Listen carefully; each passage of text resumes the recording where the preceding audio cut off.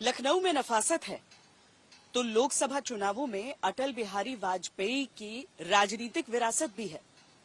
लखनऊ का मिजाज इस क्षेत्र की बाकी सीटों से थोड़ा सा अलग नजर आता है। रक्षा मंत्री राजनाथ सिंह 2 बार से यहां पर चुनाव लड़कर जीत चुके हैं। तीसरी बार यहां पर वो किस्मत आजमा रहे हैं। गठबंधन की ओर से समाजवादी पार्टी के कैंडिडेट हैं रविदास मेहरोत्रा।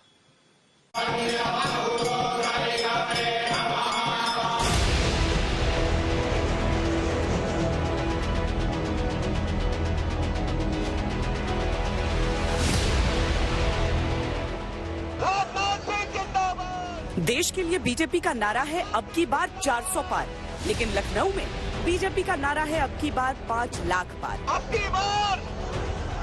की बार ये नारा राजनाथ सिंह की इतने अंतर से जीत सुनिश्चित करने के लिए लगाया जा रहा है। भारतीय जनता पार्टी के एक वरिष्ठ नेता के तौर पर, रक्षा मंत्री के तौर पर आपके कार्यकाल के लिए हुए फैसले और आपका एक व्यक्तित्व भी बहुत हद तक ये निर्धारित करेगा कि बीजेपी का जो दावा है 400 पार का वो कैसे पूरा होता है। भारतीय जनता पार्टी नेतृत्व के एनडीए का प्रश्न है, वह 400 से अधिक सीटों पर विजय प्राप्त करेगी।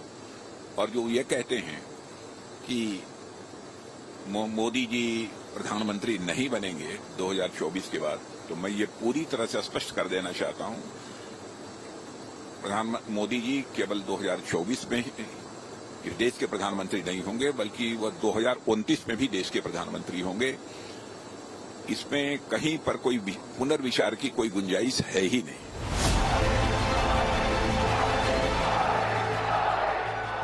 देश में बीजेपी जीत की हैट्रिक लगाने के लिए लड़ रही है और लखनऊ में राजनाथ सिंह जीत की हैट्रिक लगाने के लिए तीसरी बार मैदान में है। उनका मुकाबला समाजवादी पार्टी के रविदास मेहरोत्रा से है। भारतीय जनता पार्टी को कहीं कोई वोट नहीं दे रहा है। भारतीय जनता पार्टी से जनता का मोह भंग हो गया है। जनता ने परिवर्तन और बदलाव करने का मन बना लिया है। लखनऊ के सांसद का चुनाव विरासत पर सियासत का भी उदाहरण है, लेकिन ये विरासत किसी परिवार की नहीं बल्कि बीजेपी की राजनीति के शिखर पुरुष अटल बिहारी वाजपेयी की है। अटल जी ने लखनऊ लोकसभा सीट का 5 बार प्रतिनिधित्व किया और यहीं से सांसद रहते हुए देश का प्रतिनिधित्व भी किया। लखनऊ में अटल बिहारी वाजपेयी के व्यक्तित्व का प्रभाव ऐसा था कि उनके बाद जब लालजी टंडन को प्रत्याशी बनाया गया तो उन्होंने कहा कि वो दिल्ली जाकर अटल जी का आशीर्वाद लाए हैं। अटल स्टाइल ऑफ पॉलिटिक्स ने न केवल लखनऊ सीट के चुनाव को रोचक बनाया, बल्कि आज भी राजनाथ सिंह मानो उसका अनुकरण करते हैं। लखनऊ एक ऐसी सीट है जहां पर जो आंकड़े अभी तक के बताते हैं, चाहे वो वाजपेयी जी का संसदीय दौर रहा हो या फिर आपका, हिंदू मुस्लिम वो नहीं सोचते, मजहबी एंगल कभी नहीं सोचते हैं वोट डालने। नहीं, हमें लखनऊ में मुझे हिंदू और मुस्लिम सभी समाज का समर्थन प्राप्त हो रहा है। चाहे हिंदू हो, मुसलमान हो, क्रिश्चियन हो, जो भी हो, सभी का समर्थन प्राप्त हो रहा है। और देश के दूसरे कोने से भी, राज्यों से के लोग भी हमारे लखनऊ में रहते हैं, सबका समर्थन मुझे प्राप्त हो रहा है। अद्भुत मुझे स्नेह प्राप्त हुआ है। लखनऊ लोकसभा सीट पर राजपूत और ब्राह्मण वोटर्स का दबदबा है। इस सीट पर राजपूत और ब्राह्मण वोटरों की संख्या 18% है, जबकि 18% वोटर मुस्लिम समुदाय से भी हैं। इस सीट पर 28% ओबीसी और 18% अनुसूचित जाति के वोटर हैं। लखनऊ पर बीजेपी का वर्चस्व रहा जरूर है, लेकिन हम आपको लखनऊ लोकसभा क्षेत्र में पड़ने वाली विधानसभा सीटों का हाल बताते हैं। लखनऊ पश्चिम विधानसभा सीट पर 1989 से 2007 तक बीजेपी का कब्जा रहा। 2012 में समाजवादी पार्टी ने ये सीट बीजेपी से छीन ली। 2017 में बीजेपी फिर इस सीट से जीती, लेकिन 2022 के विधानसभा चुनावों में समाजवादी पार्टी ने फिर बाजी मार ली। इसी तरह लखनऊ मध्य सीट पर भी समीकरण बदले।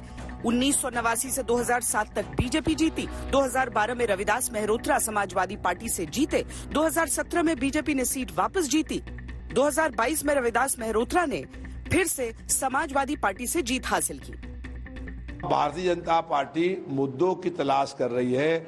वो सही मायने में उसे ऑक्सीजन की जरूरत है, लेकिन भारतीय जनता पार्टी को अब जनता ऑक्सीजन नहीं देगी, क्योंकि जिस तरीके से कोरोना काल में बिना ऑक्सीजन के लोगों की मौत हुई, ऐसी ही मौत भारतीय जनता पार्टी की होने वाली है। इस चरण में जब चुनाव होंगे, आपकी सीट पर भी वोटिंग है और इसके साथ ही बहुत ऐसी सीटों पर वोटिंग है जिस पर सबकी निगाहें हैं।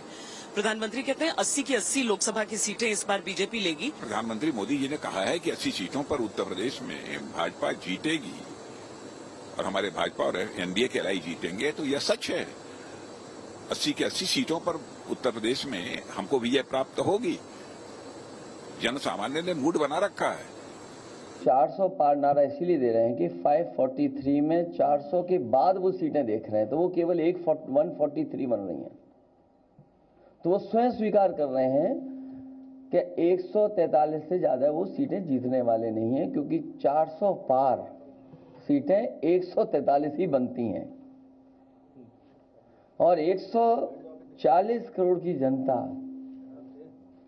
इस बार इन्हें 140 सीटों के लिए भी तरसा देगी।